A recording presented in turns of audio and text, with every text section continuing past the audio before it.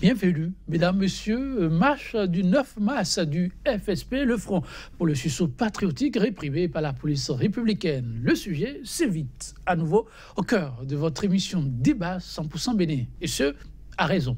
Suite aux impairs observés lors de la manifestation au niveau de la ville de Cotonou, capitale économique du pays, le préfet du département du Littoral a opté pour l'observance d'une nouvelle disposition légale avant l'autorisation de toute manifestation publique. Il s'agit de l'arrêté 2018 numéro 8-0023 portant conditions de recevabilité des déclarations de marche et autres manifestations publiques à caractère revendicatif. Salué par certains, le dit arrêté est décrié par d'autres, relançant de fait le débat autour des différents mouvements de protestation, soit supprimés, soit interdits au niveau du littoral sous le régime Talon. Un regard croisé au sujet du nouvel arrêté préfectoral et au-delà au sujet de la mobilisation du 9 mars dernier. Ce sera, mesdames, messieurs, l'exercice que consacrera ce numéro de votre émission 100% Bénin.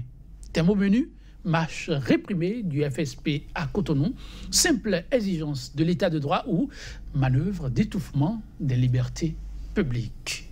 À mes côtés, Mathieu Avléchi, expert en communication pour le développement. Il est le responsable à la communication pour la coalition Bénin en route. C'est à ce titre qu'il est sur ce plateau, Bénin en route, l'un des mouvements politiques soutenant les actions du chef de l'État. Mathieu Avléchi, bonjour. Bonjour, monsieur le journaliste. Merci pour la disponibilité. Je vous en prie. C'est un plaisir. En face de vous, à mon extrême gauche donc, Laurent Delors Faton, un observateur de l'actualité sociopolitique. Il est doctorant en communication. Laurent Delors Faton, bonjour.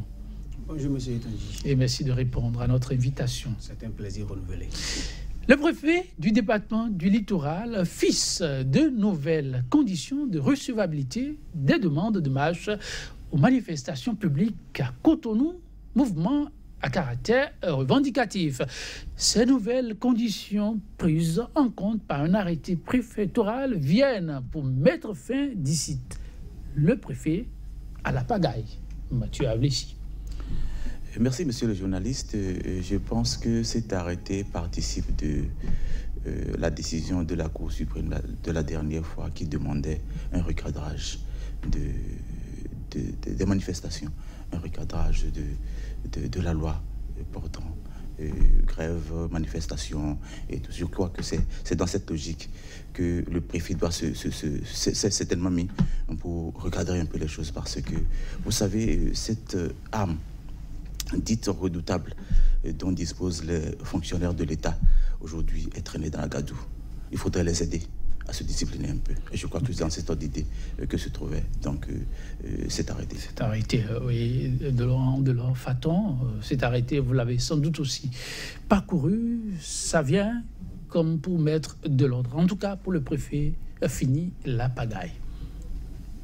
Est-ce que c'est du ressort du préfet de mettre de l'ordre dans un pays? Je ne pense pas. C'est d'abord la loi. Et la loi, l'organe législatif au Bénin, c'est l'Assemblée. C'est à l'Assemblée de voter les lois qui définissent le cadre réglementaire dans lequel les mouvements ou les manifestations doivent se faire. Et si l'Assemblée a voté des lois, le préfet n'est là que pour les mettre en application. Il n'est pas un organe législatif dans un pays, et plus encore, pour légiférer, je dirais, sur les libertés fondamentales dans un pays. Parce que ce auquel nous avons affaire aujourd'hui, c'est les marches, et les marches font partie des libertés fondamentales. Et si les marches, si sa restriction concerne les marches revendicatives, ça veut dire que c'est une logique. Il y a de dates récentes, nous savons quand même qu'on a voulu arracher le droit de grève aux fonctionnaires de l'État. Et si le droit de grève n'a pas pu l'arracher, et que la Cour constitutionnelle, la Cour suprême, la Cour constitutionnelle est demandé à ce qu'il y ait un recadrage, le recadrage revient normalement à l'Assemblée nationale. Mais si on refuse aux gens d'aller en grève et qu'on leur refuse de marcher, ça veut dire qu'il y a un problème. Il y a un problème de fond qui se pose. Parce que c'est comme s'il y a une logique d'empêcher carrément l'expression des humeurs, l'expression de la colère, des mécontentements dans le pays. C'est ce à quoi nous sommes en train de faire face.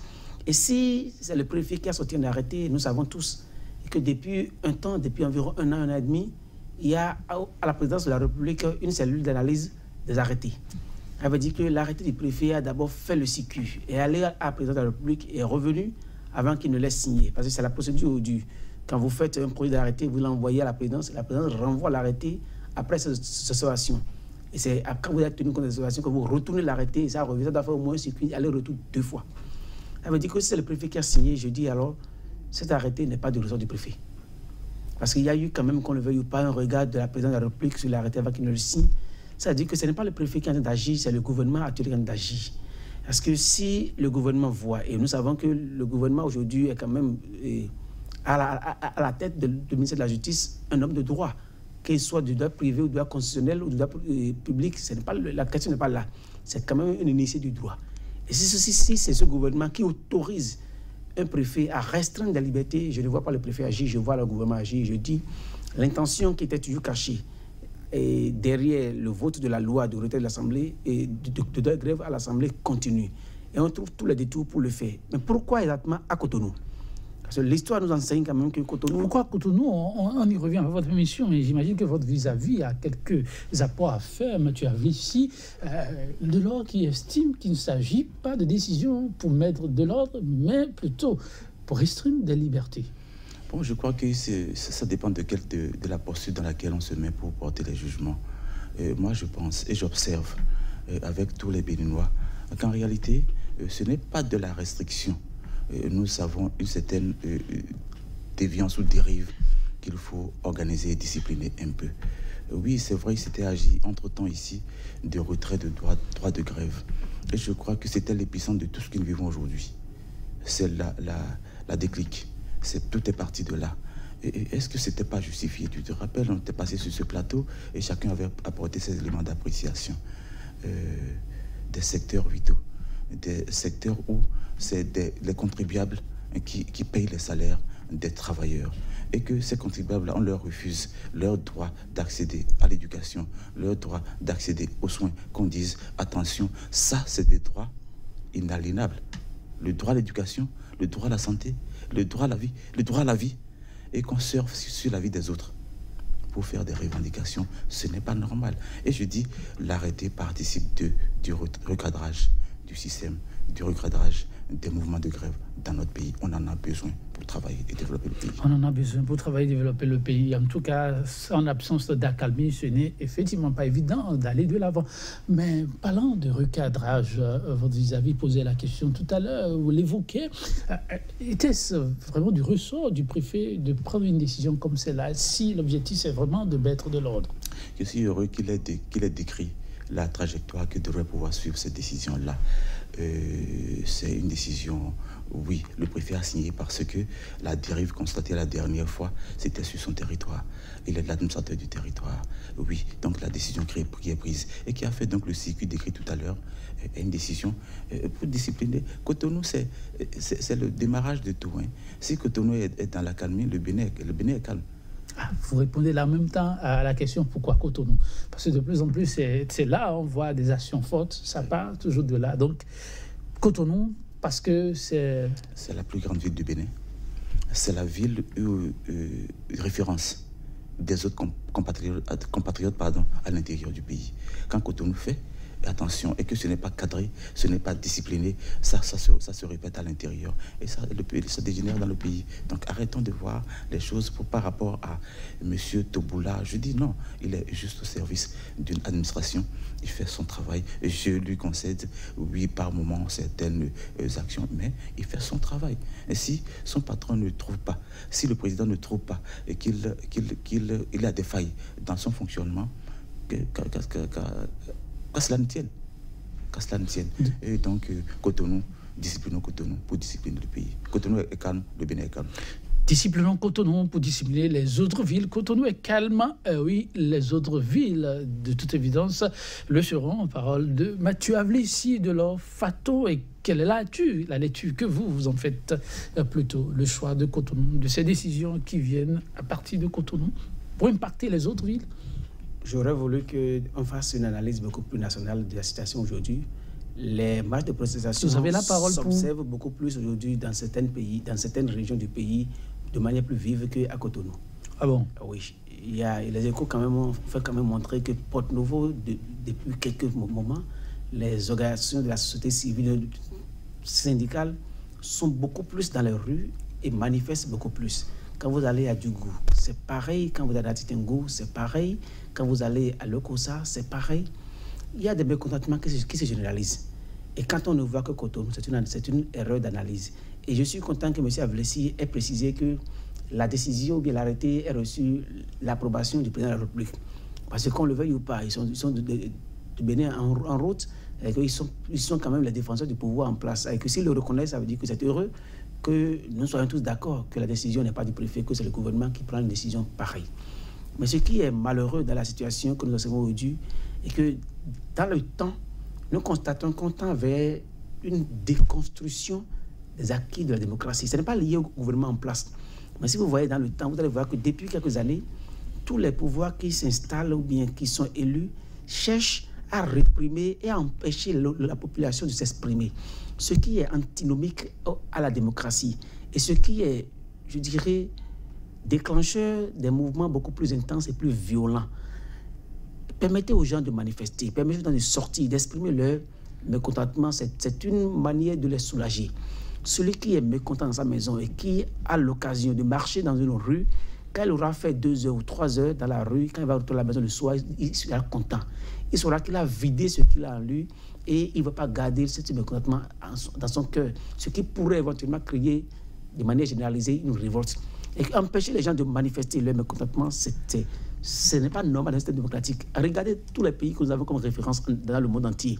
Les pays européens ou aux États-Unis, vous verrez que les gens marchent pratiquement tout le temps. La marche est différente des mouvements de grève. Et par rapport au mouvement de grève, le débat ne le refera pas. Le Bénin souffre énormément de ces mouvements de grève. Mais il faut toujours savoir chaque fois en quoi les mouvements de grève sont justifiés. Et aujourd'hui, le débat a été tellement fait que je ne veux pas revenir sur ce débat. Mais je dis, on ne peut pas dans un système démocratique empêcher les populations de manifester, de marcher.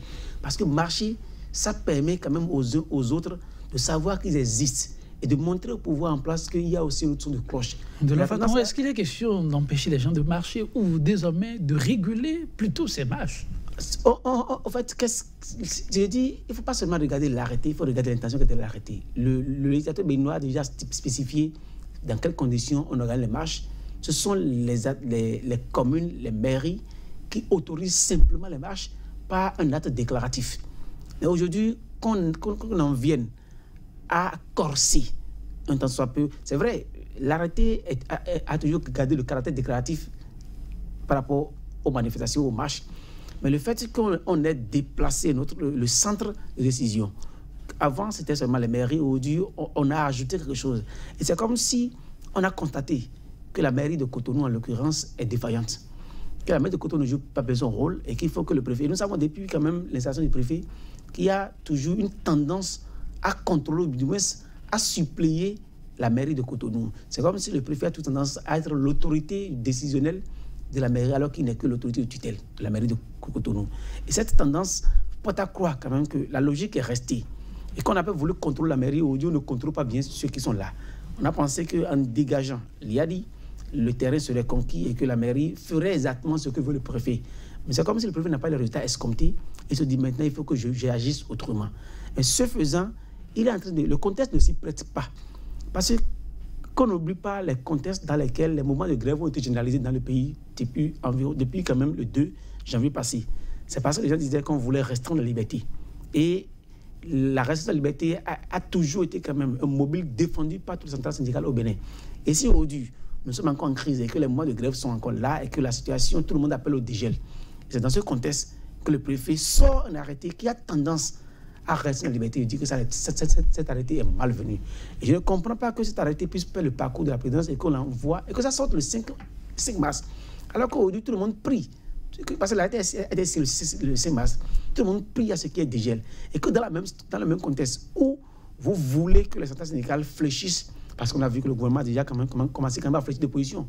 Le gouvernement est revenu sur certaines décisions que tout le monde a quand même jugé d'inopportunes. Que dans ce contexte, que le préfet montre encore aux centrales syndicales qu'il ne leur sera pas facile de manifester le gouvernement à Cotonou. Je pense que ce n'est pas opportun. C'est arrêté, non seulement sur le plan légal, je veux dire sur le plan législatif, n'a pas sa valeur d'être, mais sur le plan, contexte où nous sommes, d'arrêter n'a pas sa place. Et le dialogue aurait comme été qu'on ne l'ait même pas signé, mais qu'on l'a signé. Et c'est comme si on attendait toujours à envenimer la situation. En tout cas, l'opinion reste libre et c'est ce que chacun pense. A raison, l'importance de ce plateau. Mais cet arrêté est intervenu, oui, dans un contexte bien particulier. Il s'agit du cas aussi de Cotonou, qui vibrait, comme les autres villes d'ailleurs, au son et cadence du Front pour le sursaut patriotique. Une marche qui s'est presque achevée. Mathieu Lucie, à queue de poisson. Merci, monsieur le journaliste. Je voudrais que par rapport à cette marche et les réactions de la police par rapport aux manifestants, qu'on fasse un petit diagnostic de la situation au vu des dispositions antérieures à l'arrêté. Il était prévu qu'avant de marcher, les gens aient une autorisation. Est-ce que la marche a été autorisée? Je veux savoir. C'est une question. La marche autorisée, est-ce que la trajectoire a été, une trajectoire leur a été définie ou décrite? Ça, je crois que c'est encore une question. Et la troisième chose, est-ce que la trajectoire était respectée, oui ou non? Si nous avons ces trois choses réunies, on pourrait porter un jugement. Mais si il y a des décalages à un niveau donné, nous pensons que de ce point de vue, la police ou bien l'État aurait été dans ses droits de demander aux manifestants de revenir dans le cadre, dans la logique de ce qu'ils ont décidé ensemble, parce qu'on ne change pas les règles du jeu au cours du jeu. Voilà, globalement. Je voudrais, à ces questions, si j'avais des réponses, je pourrais vraiment apporter des éléments d'appréciation. Je laisse plutôt la parole à votre vis-à-vis qui serait peut-être tenté de vous faire quelques apports. Et si les apports sont plus importants que les questionnements venant de vous, oui, de leur Faton. Je n'ai pas de réponse à apporter à M. Avelessi sur ces questions. Je veux seulement qu'on se rappelle que la dernière marche qui devrait être organisée, qui a été organisée, je dirais même pas le FSP, devrait connaître un itinéraire, le préfet l'a modifié. Et a voulu modifier. Et les gens l'ont obligé à respecter la trajectoire. Et vous vous souvenez qu'il y avait eu un affrontement au niveau de Saint-Michel où le préfet demandait à ce que les marcheurs puissent connaître, puissent emprunter notre itinéraire. Et ils ont refusé, ils sont opposés. Et la police n'a plus rien fait. Ils ont suivi leur itinéraire. Parce que le préfet a pensé que c'est à lui de donner l'itinéraire à tout le monde, parce qu'on sait, il a tracé des lignes rouges partout à Cotonou. Ça fait partie de ces exploits que on a toujours trouvé quand même de zélés, et il n'y a rien à dire, le préfet est zélé, il joue son rôle. Et ceux qui l'ont nommé, celui qui l'a nommé, s'en contentent et en est fier. Alors si par le passé, il avait donné une trajectoire que les gens n'ont pas respectée, et qu'aujourd'hui, on en vienne à réprimer une marche, ça veut dire que la même procédure a continué. Comme la première initiative n'a pas marché, cette fois-ci, il a pris les mesures qu'il faut pour obliger les gens, pour contraindre les gens à faire ce qu'ils veulent. C'est malheureux, c'est dommage, parce que ce n'est pas de son... Je l'ai dit tout à l'heure, un préfet ou bien une police n'est pas là pour intimider ou bien pour écraser sa population. Elle est là pour l'aider. Et je ne pense pas qu'une marche encadrée par la police puisse déborder. La police a seulement un rôle à jouer, aider les gens à ce que leur marche soit une marche bien encadrée, une marche bien organisée. Si la police jouait bien son rôle d'encadrer simplement les marches, il n'y aura aucun problème. Parce que, écoutez, je ne pense pas que les gens du FSP soient armés. Parce qu'au moment où la police a commencé par réprimer, s'ils étaient armés, ils allaient riposter aussi par les armes. Ils n'avaient aucune arme, ils n'avaient aucun objet qui allait quand même porter atteinte à l'ordre public. Et si vous vous souvenez, les choses se sont passées dans la même période. Au moment où, avant qu'on ne réprime la marche du FSP, la même situation s'est produite à l'université d'Abomey-Clavie. On a demandé, on a empêché les étudiants de marcher simplement de l'université d'Abomey-Clavie pour le ministère. Je ne comprends pas que dans un pays, quand même, on veut quand même faire taire tout le monde. Le préfet s'est expliqué. Il s'agit d'une marche qui, à son entendement, pourrait porter un peu quelques coups au déroulement normal des activités au niveau de la ville économique dont on connaît l'affluence aux ouvrables. C'est vrai que de par le passé, on a souvent observé que les gens arrivent à marcher, mais le préfet pense qu'il faut revoir désormais les paradigmes. Ça, on ne doit pas lui en vouloir, non, pour une autorité qui veut simplement que les choses marchent pour tout le monde, parce que tout le monde aussi ne s'est pas forcément senti concerné par la marche de leur faton. Nous avons des itinéraires où le préfet a dit on ne marche pas là. Il y a des zones rouges à Cotonou.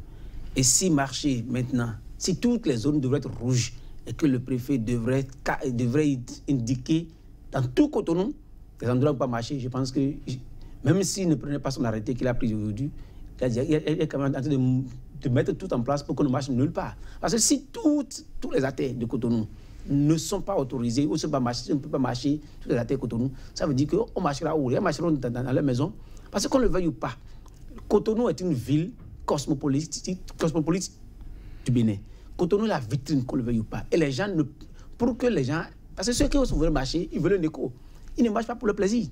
Ils ne marchent pas pour... Ce n'est pas des marches de santé qu'ils sont en train de faire. Ils marchent pour qu'on puisse sentir qu'ils sont là.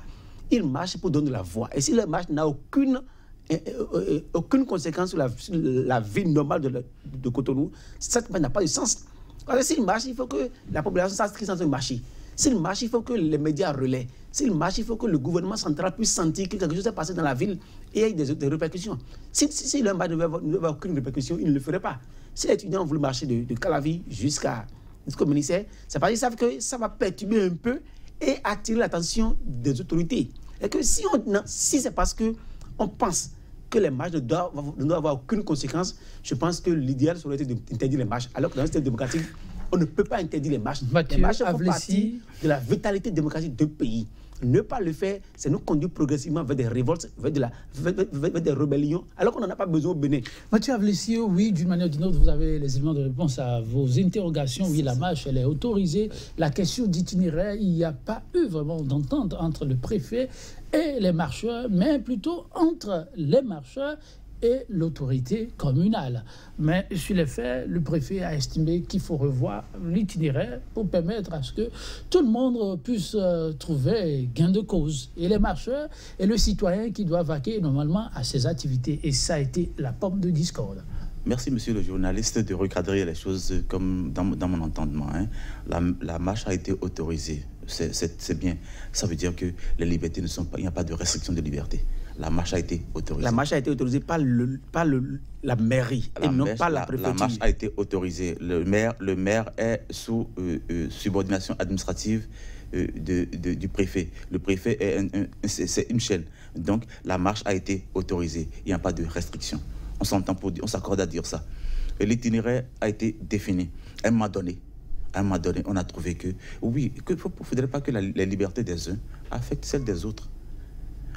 La trajectoire définie pourrait affecter la liberté d'autres personnes qui seraient en train de travailler et que les gens viendraient de ce fait, on leur demande passer plutôt par ici au lieu d'aller par là. Tout ça, ça participe de l'ordre et de la discipline dans la cité. Marcher, on ne vous refuse pas. Mais cette trajectoire, ça n'arrange pas parce que vous affectez la liberté d'autres personnes. Exprimez vos libertés par ici. Que ça devrait normalement empêcher? Je crois que normalement, non. Et qu'on s'en tienne à ça pour se prévaloir de ce qu'il y a restriction. Ailleurs, les grèves se font. À moins de 500 km d'ici, au Ghana, les gens font des grèves avec bandeau au bras. Le Ghana, vous voyez ce que c'était. Il y a quelques années en arrière, c'est les Ghanéens qui venaient nous faire Choumeka ici. Ils sont tous en train de passer du boulot là-bas. Ça travaille. Ça ne dort pas. Ça ne grève pas tous azimuts. Travaillons. Je suis décidé à ne dire que ça. Apprenons à travailler dans l'ordre et la discipline. Apprenons à faire les grèves autrement, tout en travaillant. Ce n'est que comme ça que nous allons voir nos enfants dans une situation meilleure par rapport à la nôtre aujourd'hui. Si tant est qu'on sait que ça ne va pas aujourd'hui. Ah oui, l'appel doit être entendu par qui de droit, de l'ordre voudrait. Oui. Dans ce pays, il ne faut pas que souvent on clochardise les mouvements de grève ou les marches. Parce que c'est comme si nous avons tendance à ne pas nous souvenir toujours de notre histoire, même si elle est récente. Quand le chef de l'État est venu, le centre syndical, excepté la CSTB, je pense, avait signé un pacte. Ils se sont entendus quand même pour lui accorder quand même un moratoire où il n'y aurait pas de grève. Et c'était pareil en 2006, quand le président Boni venait au pouvoir. Toutes les fois qu'un nouveau régime s'installe, il y a toujours un mécanisme automatique par lequel les centrales syndicales leur donnent quand même un moratoire pour dire on ne fait pas de grève. Ça dure au moins peut-être 6 mois ou bien 1 an. Et ce n'est qu'après ça, que quand les postures changent, qu'il y a des postures. Le problème que nous avons, c'est que nous n'avons aucunement un problème de notre peuple. Le peuple béninois, le peuple ghanéen n'a rien de particulier au peuple béninois. Et aucun peuple au monde entier ne peut quand même se prévaloir de plus de citoyenneté, mais de conscience citoyenne supérieure au peuple béninois. Le Béninois est épris de sa patrie. Le Béninois aime sa patrie et tout le Béninois veut que le Bénin se développe. Mais ce sont toujours nos dirigeants. Le problème du Bénin, c'est le problème des dirigeants. Je n'accuse pas le régime en place en particulier. Tous les régimes qui sont sur la tête de l'État sont les postures qui ont toujours amené les centrales syndicales à radicaliser leur position. Parce que de 90 à ce jour, si vous observez, vous verrez que les centrales syndicales ont toujours adopté une posture de favoriser quand même le développement. Ils n'ont jamais déclenché un mouvement de grève en début d'un régime au Bénin. Ils ont toujours cherché à s'entendre à ce que le régime fasse le minimum. Mais toutes les fois que le régime commence par ne pas respecter le minimum requis, c'est ça qui fait toujours que ça commence. Et si vous regardez bien par rapport au régime en place, tous les mécanismes de négociation installés n'ont jamais été fonctionnels du début à ce jour. Et toutes les fois qu'il y a eu des tentatives de négociation, il y a toujours cette tentation de toujours teintée par une mauvaise foi, une rage, ce qu'ils nomment rage ou ruse. Et ce n'est qu'après ces postures que les centrales durcissent leur position. Et qu'on ne nous dise pas que les Béninois n'aiment pas le travail. Ils aiment bien travailler. Allez dans nos marchés, vous verrez nos mamans. Il y a 4 heures, elles sont déjà debout. À 5 heures, elles sont déjà debout. Et les fonctionnaires béninois ne sont pas autres que ceux-là. Nous sommes nés dans le même contexte. Nous avons les mêmes comportements pratiquement. Et ce qui se passe aujourd'hui, c'est qu'il faut que les dirigeants prennent conscience qu'il faut qu'on change de management ou de mode de gouvernance dans ce pays, pour aider à ce que le travail... Ce qui s'est passé au Ghana... Il ne faut pas nuancer un peu. Je n'ai pas à nuancer. Vous parlez des fonctionnaires.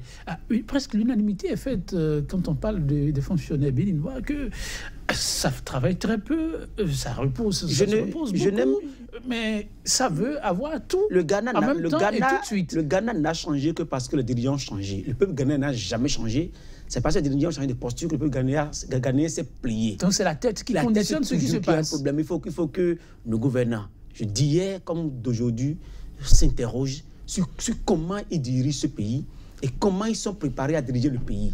Parce qu'il n'est pas seulement question que nous courons tous à prendre le pouvoir d'État. Vous n'allez pas dire ça de celui qui est là. Quand vous dites comment il est préparé, l'homme l'a dit. Il n'a pas été préparé. Il est préparé pour le job. Ce débat... a raison, le fil conducteur de sa gouvernance, le programme d'action, tout le monde est aussi unanime. Le chef de l'État actuel, comme ceux d'hier, n'ont pas été préparés à gérer le pouvoir d'État au Bénin. C'est un accident de parcours? C'est un accident de parcours. Ils le connaissent tous. Il y a de cela 5 ans, il n'a jamais pensé être chef de l'État. Il n'a jamais pensé, en 2011, 2012, il n'a jamais pensé qu'il était chef d'État au Bénin. Ce n'est pas en 5 ans qu'on prépare la gouvernance d'un pays. Pour gérer un pays, il faut des années, il faut au minimum 10 ans pour préparer. Mathieu Avlessi, avec votre permission, mais vous avez eu la chance de parcourir l'administration et plusieurs structures. La question de développement, c'est votre marigot.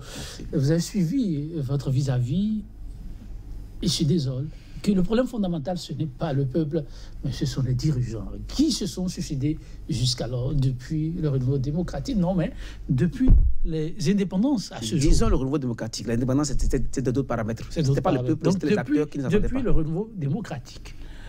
Et je concède à mon frère sa posture et ses jugements.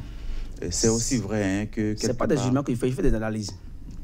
Bon, ces analyses, ça c'est un jugement.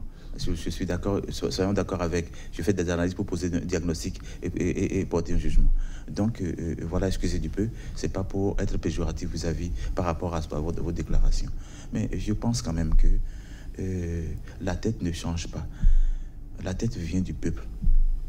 Et si le peuple se met au travail, ça changera. Aujourd'hui, c'est vrai que certains trouvent qu'il ne serait pas bien qu'on dirige le pays comme une entreprise. Mais comment se fait-il que des entreprises marchent et que le pays ne marche pas? C'est parce que, c'est ça aussi, les gens ne se sont pas mis dans cette posture-là. J'ai entendu des gens dire, ça, le Bénin, c'est l'héritage de nous tous, faisons de ça ce qu'on veut. Ça ne peut pas marcher comme ça. Vous avez entendu des Béninois tenir ces propos?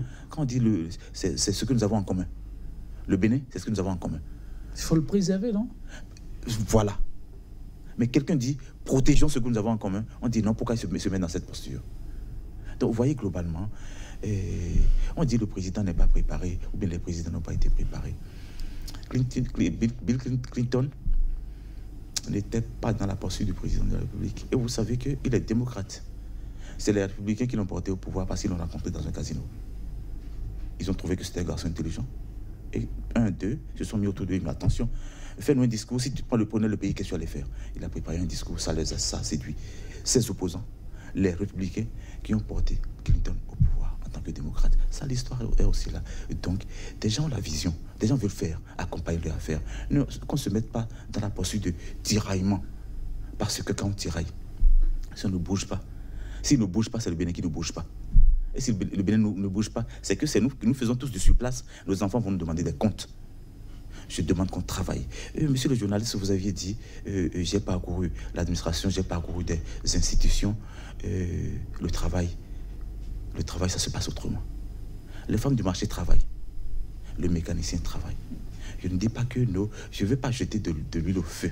Parce que la situation aujourd'hui est telle que lorsque vous avez un jugement et qui normalement crève les yeux, on trouve que là, vous n'avez pas raison. Il faut pourtant bien pouvoir dire la vérité. Bon. C'est ça qui permet d'aller de l'avant, même si elle peut faire mal. Parce qu'on est tous unanimes pour dire que notre administration publique travaille très peu, mais veut tout avoir. On veut tout avoir. Oui, c'est parce que là, regardez, moi j'ai évolué, ça c'est un petit exemple, j'ai vu des gens évoluer dans le système, ils appellent GAR, la gestion axée sur les résultats. Ce n'est que moi dans notre administration. Mais nous avons fonctionné dans ça. On a eu l'opportunité de fonctionner dans ça. Et on sait de quoi il s'agit. Et je crois dans une certaine mesure, vous êtes dans le privé, vous êtes dans ça. Parce que vous avez une obligation de résultat. Quand ça ne vient pas, on va jusqu'à faire des retenues sur votre salaire sans que vous ne réagissiez parce que vous n'avez pas atteint les résultats. Attention par rapport à votre performance, on vous paye tel pourcentage de vos primes par exemple. Même si on ne touche pas le salaire, ça fait des avantages qu'on a touchés parce que vous avez été incompétent, imperformant. Vous n'avez pas atteint vos performances à un niveau donné. Chers amis, apprenons-nous à travailler. Donnons un autre exemple à nos enfants. La vision dans laquelle nous sommes. L'histoire est là. La conférence nationale et tout ce qui s'est passé. Les grèves, les marches. Et en 88, moi j'ai été maté à Kindoun pour grève. Étudiant. On nous a bien frappé. On est rentré. Il y en a qui sont pratiquement morts dans la gadoue parce qu'ils sont rentrés. Pour éviter qu'on les batte, ils sont rentrés dans la boue. Mathieu Ablessi, que répondez-vous à ceux qui pensent que ces discours sont plutôt des discours trompeurs car ils observent que les gouvernants font carrément le contraire qu'ils leur demandent? Oui, les gens vont jusqu'à indexer aujourd'hui les salaires politiques. Mais c'est ceux qui ne sont jamais restés dans le système de performance qui vont dire ça. Parce qu'en réalité, lorsque vous prenez... Je connais des personnes qui aujourd'hui sont nommées à des postes de direction et qui pratiquement ont démissionné, malgré les avantages que nous décrions là. Mais qui étaient aussi chefs dans l'environnement antérieur à cet environnement-là, qui étaient à leur aise, malgré le petit salaire, mais des avantages incommensurables autour de ces salaires-là. Aujourd'hui, quand les cadres, certains ne sont pas à l'aise. Pendant que toi, comme moi, on aurait souhaité être là. Faire le travail normalement, pour avoir ces avantages-là, ça suffirait pour bien faire le travail. Mais on ne voit pas ça. On ne voit pas ça parce que les gens n'ont pas évolué dans un système de performance. Travaillons à nous discipliner un peu, à voir les choses autrement. Faisons un peu d'enquête autour de nous pour voir un peu comment est-ce que les institutions qui sont là fonctionnent bien pour que ça marche.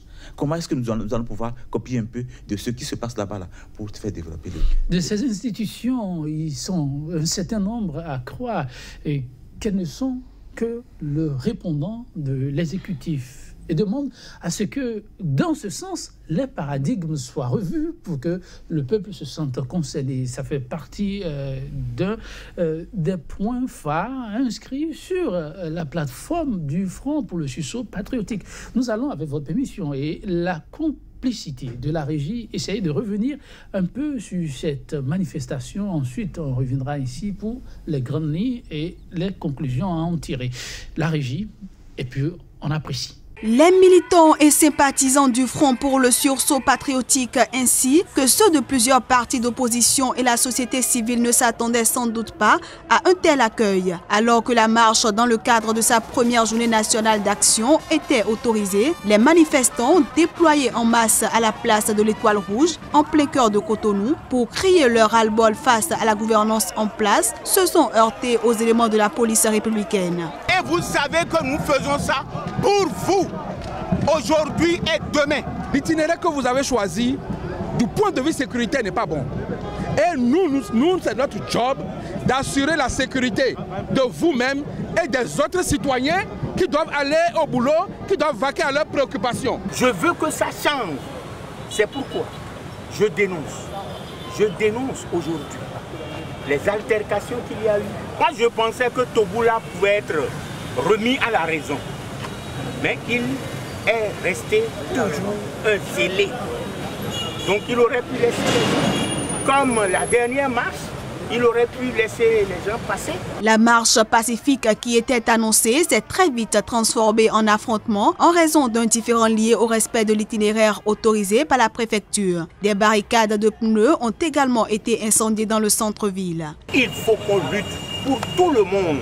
Il faut qu'on se batte pour maintenir le droit de grève, pour maintenir le droit de maintenir les acquis et de lutter pour qu'il y ait satisfaction des revendications. Un pouvoir qui envoie la troupe contre son peuple, c'est un pouvoir criminel. Il a déjà montré qu'il est un pouvoir criminel en confisquant le salaire de l'instituteur, de l'agent de santé, pendant 15 jours, donc plus de la moitié du mois, sans se préoccuper de ce que les femmes, les enfants qui seront malades, comment ils vont être soignés. Ça, c'est un crime contre l'humanité, parce que c'est un crime de masse. Aujourd'hui, le pouvoir de Talon a pris peur à Cotonou et a chargé la jeunesse. Le Front pour le sursaut patriotique a promis maintenir la pression jusqu'à satisfaction de toutes ces revendications. Réaction, je donne la parole d'abord à Mathieu Avlessi, à qui l'élément a arraché beaucoup de sourires. Et Mathieu Avlessi. Vous avez entendu le syndicaliste qui se contredit. Il dit, on a confisqué les salaires. C'est pas que je suis pour cette opération pour autant, hein, parce que les gens, vous avez retenu sur les retenues sur les salaires, c'est une chose, mais la confiscation de salaire me paraît un peu trop corsée. Bon, donc les gens, ils trouvent que de ce fait, les Béninois n'ont plus accès aux soins. Et pendant qu'on fait des grèves sans service minimum dans la santé, et c'est eux qui demandent. C'est totalement l'opposé de ce qui... Excusez-moi, c'est des gens qui sont souvent dans... C'est pas logique ce qui se passe au niveau de nos responsables syndicaux. Nos responsables sont par moments en porte-à-faux vis-à-vis du peuple. La grève, l'itinéraire est défini, on a dit, voilà, passez par ici. Et le préfet l'a dit, vous passez par là, ça va affecter d'autres qui sont en train de travailler. Le marché, les gens sont en train de vendre pour vivre. Vous voulez passer dans le marché pour perturber les autres. Passez par ici, passez par là. Et on trouve que, voilà, il y a restriction de liberté. Et je reste dans ma posture pour dire, il n'y a pas restriction de liberté. Il y a juste cadrage ou recadrage. De l'eau, Faton. Je l'ai dit tantôt, si c'était pour aller faire le sport, les marcheurs ne marcheraient pas. C'est parce qu'ils ont des intentions bien et ils veulent quand même qu'on sente qu'ils sont là. Si c'était pour ne empêcher personne, pour n'avoir aucune conséquence sur la vie normale de Cotonou, ils ne feraient pas les marches.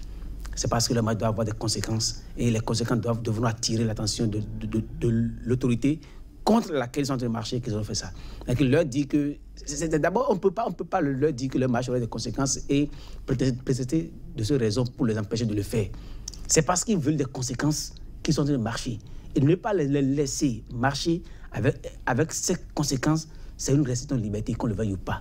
Et nous le savons tous, au Bénin, les syndicats syndicales sont les premiers défenseurs des acquis de la démocratie. Ça s'est installé comme une constance au Bénin. Et que ceux-là, si c'est par rapport aux libertés, ne vous attendez à rien, ils vont toujours le faire. Même si on y voit des connotations politiques, c'est l'histoire politique du Bénin. On ne peut pas faire la politique, on ne peut pas gérer le Bénin en oubliant cette considération. Et c'est ce que je dis tantôt, il faut que les gouvernants obligatoirement arrivent à mieux connaître le Bénin et à savoir que toutes les décisions qu'ils vont prendre doivent tenir compte de la réalité sociopolitique de ce pays. Et c'est apparemment l'une des raisons pour lesquelles je dis le chef d'État n'a pas été préparé. Et apparemment, tous ceux qui ont succédé n'ont pas été réellement préparés parce qu'on ne peut pas diriger le Bénin contre le Bénin. On dirige actuellement le Bénin contre le Bénin?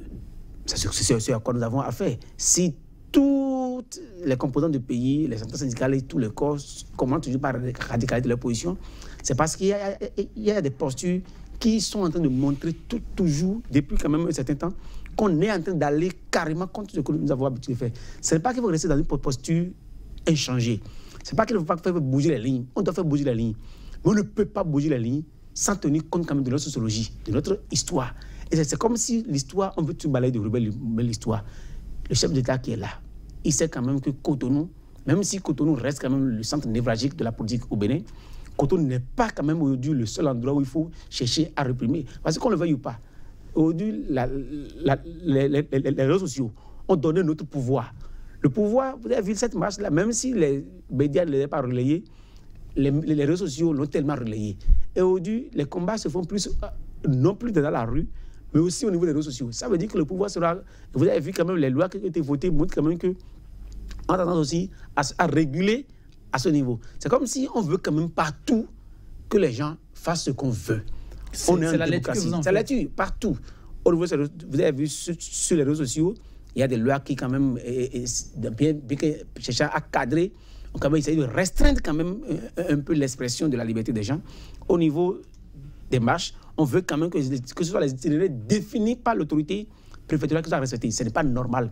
Les marcheurs ont toujours des intentions par rapport à ça qu'ils doivent définir leur itinéraire. Si l'itinéraire ne peut pas être respecté à un jour donné, on peut vous dire, pour telle raison, à cette date donnée, on peut faire la marche. Mais vous pouvez la faire à un autre jour, mais en suivant votre itinéraire. Parce que l'itinéraire, ce n'est pas que l'argument relatif à perturber l'activité des autres, ça ne tient pas la route, ça ne peut jamais tenir la route. Parce que si c'était seulement pour faire un match de sport, les gens ne marcheraient pas en masse. C'est parce qu'ils savent qu'ils doivent perturber quand même l'activité à un moment donné qu'ils le font. Et combien de temps? Les marcheurs, est-ce qu'ils vont marcher 1 heure à un seul endroit? En passant par le marché, ils vont peut-être faire à peine 15 minutes, 20 minutes en passant. Et 15 minutes juste une fois en un mois ou bien en 2 mois, ne peut pas quand même empêcher le marché de fonctionner. Ils ne marchent pas dans le marché, ils marchent sur la voie. Et sur la voie, aucune activité ne se mène sur la voie, que seulement les transporteurs, ceux qui doivent passer sur la voie. Mathieu Avlessi, le FSP... Et j'aurais voulu que le préfet donne une autre itinéraire à ceux qui doivent passer par la voie. Il dit, les marchés passent par ici. On détourne le convoiement, on détourne le trafic ailleurs. Ça aurait été simple que d'empêcher les autres de marcher. Parce que si eux marchent et que ce n'est pas le même de passer, Cotonou quand même a beaucoup de voix. Merci de l'enfanton, oui, Mathieu Avlessi. Et je parlais du FSP qui a déploré ce qu'ils appellent fort détachement avec expression d'une force exacerbée face à des manifestants à main nue. Bon, la discipline a un coût, hein. Et lorsque vous décidez de faire une manifestation, l'autorité a dû faire des investigations en dessous pour se rendre compte que l'itinéraire défini n'allait pas permettre bien faciliter la quiétude des autres. Donc c'est ça qui justifierait les choses. Dans tout ça, je dis, tout mis ensemble. Je voudrais tout simplement qu'on a observé la réflexion est dynamique. Le gouvernement est en train de faire des pas vers l'apaisement. J'aurais souhaité que les syndicalistes, qu'on dise on va marcher jusqu'à l'obtention de... Je crois que c'est un peu trop corsé, je trouve, qu'ils ramènent la balle à terre. C'est pour le mieux-être des Béninois que nous sommes tous ensemble. C'est ensemble qu'on va construire ce pays. La démarche du gouvernement, la perche tendue par le gouvernement, j'aurais souhaité que les syndicalistes, les acteurs sociaux comme eux, prennent cette perche-là pour qu'il y ait la paix, que nos enfants aillent à l'école et que nos mamans, que nous-mêmes, si on est malade, on parvenait à avoir les soins adéquats en son temps. Merci Mathieu Avlessi, oui, de l'Orphaton, votre mot de la fin. Entre les actes et les paroles, il faut qu'il y ait concordance. Si le gouvernement, à travers les paroles, dit seulement on sent à travers les paroles que le gouvernement est en train de baisser de cran, il faut que les actes nous le prouvent. Et on attend que les actes posés par le gouvernement nous montrent effectivement qu'il y a des concessions et que la posture a changé. parce qu'il ne sert à rien de tenir un discours et d'avoir des comportements différents. Et j'aurais voulu que le préfet participe aussi à l'apaisement de la situation. Il ne faut pas que le gouvernement soit en train d'adopter une posture d'apaisement et que le préfet envenime la situation. Et apparemment, ce préfet que nous avons depuis un certain temps ne cherche aucunement à apaiser la tension. Merci Delors Faton, merci à vous Mathieu Avlessi. Mesdames, Messieurs, ce fut un plaisir de vous savoir une fois encore en notre compagnie. Nous allons vous fausser compagnie et ce sera sur cette citation de l'ancien homme d'État américain Abraham Lincoln. Gardez toujours à l'esprit que de votre propre décision de réussir est plus importante, que votre propre décision de réussir est plus importante que n'importe quoi d'autre. Aucun obstacle ne peut y résister si la détermination y est. Prenez soin de vous. Demain, ce sera un autre jour pour notre débat, mais toujours avec le même entrain et la même disponibilité. À très vite.